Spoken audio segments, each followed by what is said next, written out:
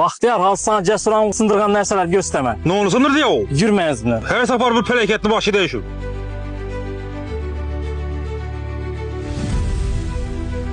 Sana heyran var ey. Ha? Ne olsun özümden şöyle geldin ya. O.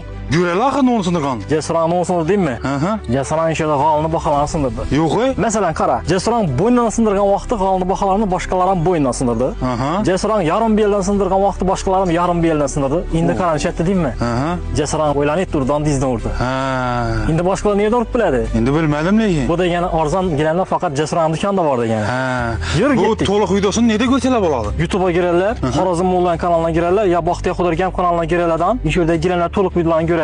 Narxları bile. O. Git kesin. Neçəlim arzana etsək, şunçəlim xalqımız üçün yaxşı. Bu giləm 50 min somdan qılıb Palasda verəm. baxasın. Palasa bu giləmimiz yaxşı giləm. Saçaqlara marginal sak giləmimiz. 80-90 sat verdik. Xuda xalasa bu safar 65 min soma vurdum. Sak giləmlərindən biri 90 qılıb verəmə. Haqlağan rəzmeri var. İran Koşma Karxana 120 min somdan qılıb verəmə inşallah. Yayınla.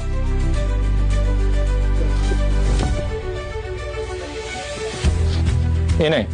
132 meyvəki. Normal baxada. Bu giləmlərin alasa natural gələn belətdə Panaməkki. İnin. Troya Grey. Urgazın en güçlüsü. Ne Urgaz? 115 min somdan İneveç. Yenge.